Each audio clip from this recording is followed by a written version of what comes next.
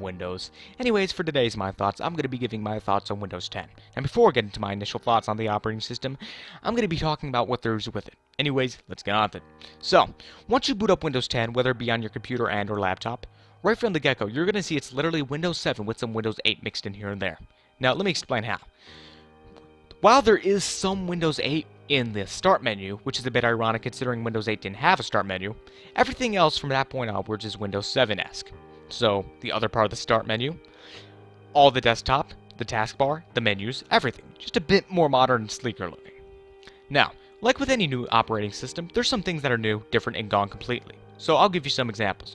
Remember the Windows Media Player from Windows 7? You know, that thing that no one ever used? Well, it's gone completely. You also get to things such as the control panel in a completely different fashion. And it's a bit complicated to do at first, but you'll understand it after a few minutes, hopefully. There's also new things such as the brand new Microsoft Edge web browser, which was originally called the Spartan browser, but I guess Microsoft felt that Microsoft Edge was a far better name. But hey, that's their choice, not ours. It's also a replacement for Internet Explorer, and it's far better. I'm promising you that once you start using it. There's also new things like the store, which allows you to download any app. So if you don't want to go to Twitter on the internet, then you can just do it right from your computer. There's also a brand new Cortana application, which is basically Microsoft's version of Siri. There's also a brand new Xbox app, which is basically Smart Glass, only it actually has use. So there's examples such as that. There's also little features such as being able to have multiple desktops and being able to snap web pages and apps. And while that is cool, you probably won't use it after like 5 minutes. It also appears that there's a brand new screen recorder that comes with the operating system itself. So that's pretty cool if you want to record gameplay from the get-go.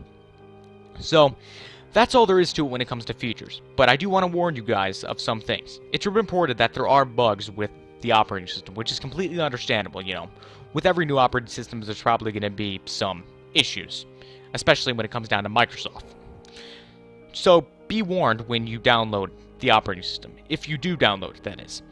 I also want to warn you guys that downloading it for Windows 7 Enterprise and Windows 8 Enterprise is going to be a bit complicated to do. The process on Windows 7 and 8 Enterprise is a bit odd. Seeing as I have Windows 7 Enterprise, it wasn't easy for me to do. I'm just warning you guys. You'll find some workarounds, I'm sure I did.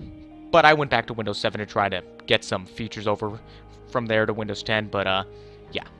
Didn't work out like I was hoping. But that's for another story.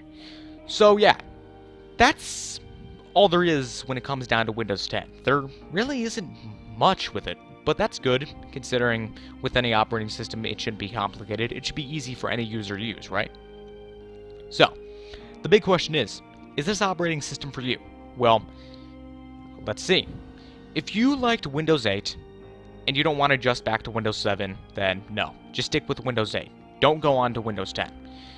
If you hate Windows 8 and you're stuck with it, but you want to go back to the Windows 7 feel and look, then Windows 10 is for you. Now, for Windows 7 users such as myself, if you're someone that loves the Windows 7 look, and you're happy that it's back, and you know you're going to use all the features that comes with Windows 10, you know, the features that weren't on Windows 8 or 7, then yes, you have a reason to go for Windows 10. But if you're just going to use all the standard features that you used on Windows 7 with Windows 10 that you're hoping to use, then you don't have a reason to download it. So, in other words, only go for Windows 10 if you feel that you want to use new features. If you're a Windows 7 user, that is. And only go for Windows 10 if you're a Windows 8 user who wants to actually go back to Windows 7 type of experience. But that's all I can really say about it. Now, my thoughts on everything as a whole is that I feel this is a good operating system. It has a lot of use. It's just a major improvement over Windows 8. Let's just put it that way. Yet again, that's not surprising considering Microsoft keeps on going from good to bad with all their operating systems. They have been since Windows Me. That thing was a piece of shit.